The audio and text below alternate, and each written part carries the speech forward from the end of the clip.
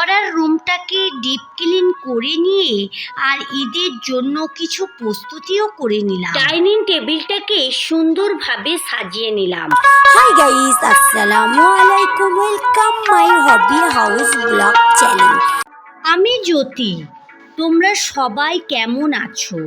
আলহামদুলিল্লাহ, তোমাদের ভালোবাসা ও দোয়ায় আমি খুব ভালো আছি। দেখতে দেখতে রমজান প্রায় শেষ হয়ে গেল আর ঈদের কদিন সামনে। ঈদ আর ঈদের জন্য আমরা সবাই সবার রুমকে ডিপ ক্লিন করি এবং পরিষ্কার পরিচ্ছন্ন। আমি তো প্রত্যেকবারই কোনো অকেশন আসলে আমি সব রুম, তারপরে রান্নাঘর সব কিছুকেই ডিপ ক্লিন করে নিই। মোটামুটি ওদিকে আমার ছাদ বাগান, তারপরে রান্নাঘর কিছু কিছু করা হয়ে গেছে আর এদিকে কিছু কিছু বাকি রয়েছে। সংসারে তো একটা দুটো কাজ না, অনেক কাজ। সবগুলো তো তোমাদের দেখানো সম্ভব হয় না, তবে যেগুলো দেখানো প্রয়োজন হয় বা সম্ভব হয় সেগুলোই দেখাই। রুমটাতে তেমন কিছু নেই।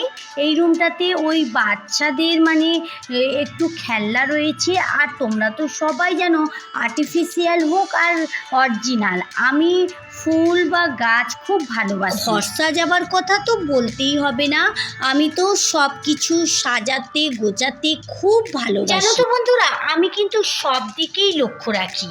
নিজের তো পরিপাটি থাকি, ছেলে মেয়ে হাজবেন্ড সবাইয়ের দিকে কেয়ার করি এবং আমার বাড়ির কোথায় কি এলোমেলো রয়েছে এবং কোথায় কি অগোছলো রয়েছে সেগুলোকে গোছগাছ করা। তবে অনেকেই আছে বলে এগুলো কারোর একটা ওই রোগ, কিন্তু এটা কোনো রোগ না, এটা মানুষের একটা নেশা। অনেকেই মনে করে ঘর গোছানো বা পরিষ্কার করা এটা একটা কাজ, তবে এটা কাজ না, এটা একটা নেশা। তাদের সঙ্গে কথা বলতে বলতে আমার রুমটা পুরো পরিষ্কার করা হয়ে গেছে।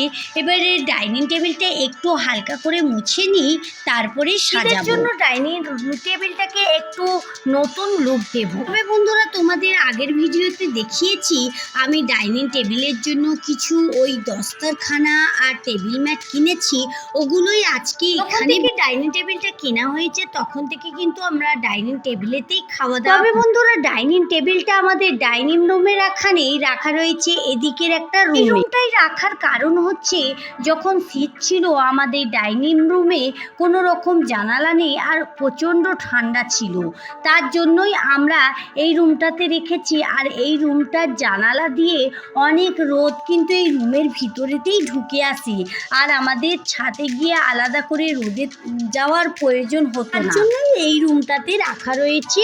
আর এখানে দেখো সাদা কালারের আমি দস্তরখানাটা বিছিয়ে নিচ্ছি।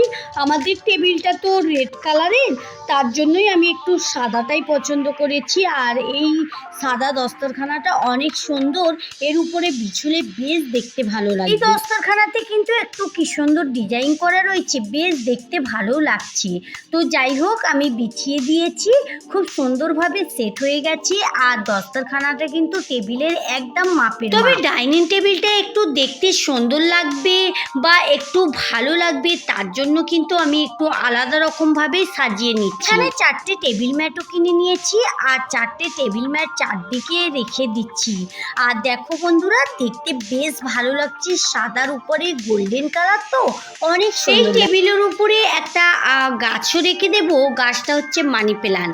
প্রথমেই একটা ট্রে রেখে দিলাম, তার উপরেই কিন্তু গাছটা রাখবো। তো আমার তো ছাদ বাগানে বা ব্যালকনি বাগানে অনেক গাছ আছে, তোমরা জানো, ওখান থেকে নিয়ে একটা মানি প্ল্যান্ট গাছ আমি এখানে রেখে দিচ্ছি। জানো তো বন্ধুরা, এই মানি প্ল্যান্টটা যেই জায়গাতে রয়েছে, এই জায়গাটা কিন্তু আমি নিজে হাতে DIY করেছি, তোমাদের দেখানো হয়নি। বন্ধুরা, আজকে আমার এই রুমটা কেমন সাজানো হয়েছে তোমরা অবশ্যই বলবে।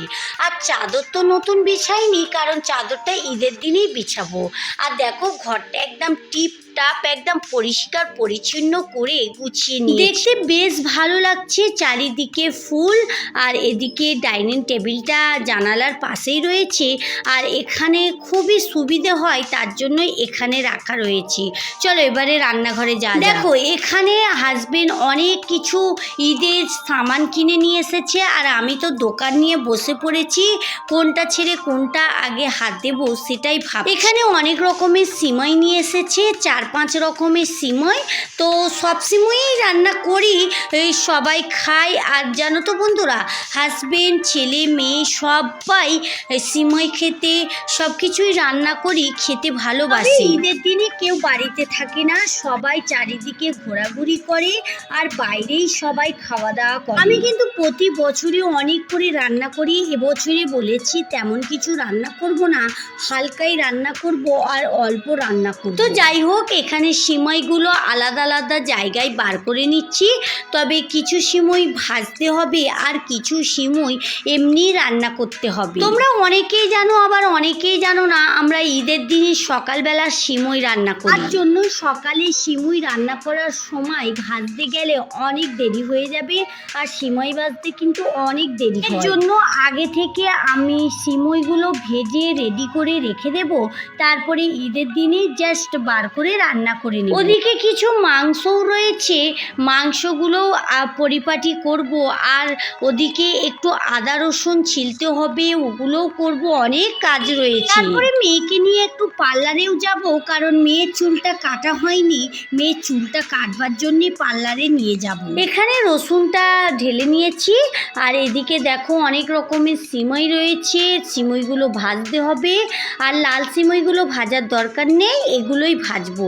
আর এদিকে কিছু রসুনও ছিলে নিচ্ছি, কারণ রসুনটা ছিলতে অনেক দেরি হয়, তার জন্যই আগে রসুনটা ছিলে নেব। তবে বন্ধুরা, যারা এতক্ষণ আমার ভিডিওটা দেখলে কিন্তু একটা লাইক দিতে ভুলে গিয়েছো, প্লিজ প্লিজ প্লিজ একটা লাইক দিয়ে ভিডিওটা কন্টিনিউ করতে থাকবে। আর তোমাদের যদি ভিডিওর বিষয়ে কোনো মতামত থাকে তাহলে আমার কমেন্ট বক্সে জানাতে একদম ভুলবে না। আমার ভিডিওর কোনো অংশে বা কোনো কাজ তোমাদের যদি ভালো লেগে যায় তাহলে আমার চ্যানেলটা সাবস্ক্রাইব করে সঙ্গে থাকতে পারো। যারা এই কাজটা করে রেখেছো তাদেরকে অসংখ্য ধন্যবাদ। এদিকে একটা বড় হাঁড়ি আমি চুলাতে বসিয়ে দিয়েছি, আর আস্তে আস্তে সিমইগুলো ভেজে নেব। সিমইগুলো অনেক বড় বড়, তাই ভাজতে একটু অসুবিধা হচ্ছে। আমি তার জন্য একটু হাত দিয়ে ভেঙে ছোট করে নিচ্ছি। আর এগুলো যদি ছোট ছোট থাকে তাহলে নাড়তে কিন্তু অনেক সুবিধে হবে। আর সিমই ভাজতে কিন্তু অনেক দেরি হয়। সিমইগুলো লাল লাল করে ভেজে নেব, তারপরে আমি নাবিয়ে একটু ঠান্ডা করে একটা কন্টেনারে পুরে রেখে দেব। ঈদের দিনে যখন রান্না করব তখনই। ঈদের কাজ কিন্তু এখানেই শেষ না, এখনো অনেক কাজ আছে, সব কাজ তোমাদের দেখানো যাচ্ছে না। আচ্ছা বলো তো, তোমরা কে কে ঈদের কাজ করে নিয়েছো বা এখনো কাদের বাকি আছে আমাকে কমেন্ট বক্সে অবশ্যই জানাবে। যারা এখনো ঈদের কাজ করুনি তাড়াতাড়ি করে নাও, ঈদের আর বেশি বাকি নেই, আর 2 দিন বাকি মাত্র। তো যাই হোক বন্ধুরা, তোমরা সবাই আনন্দ করে ভালো করে এই খুশির ঈদটা কাটাবে। দোয়া করি সবাইয়ের ঈদ যেন খুব ভালো কাটুক, আর সবাই যেন ঈদেতে আনন্দ করতে পারে। রমজানের শেষেই আমাদের খুশির ঈদ, আর এই ঈদটা কাউর একার জন্য না, আমাদের সবার জন্য, ছোট বড় সকলের জন্যই এই খুশির ঈদের আনন্দ সবাই মেটাবে। যাই হোক, তাহলে আজকের ভিডিওটা এখানেই শেষ করছি। তাহলে বন্ধুরা চলো, আজকের মতো ভিডিও এই পর্যন্তই। দেখা হচ্ছে নতুন কোনো ভিডিওর সঙ্গে। ভালো থেকো, সুস্থ থেকো, সাবধানে থেকো। ভালো লাগলে লাইক কমেন্ট শেয়ার করো।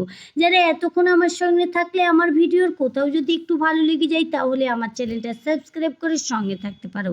যারা এই কাজটা করে রেখেছো তাদেরকে অসংখ্য ধন্যবাদ।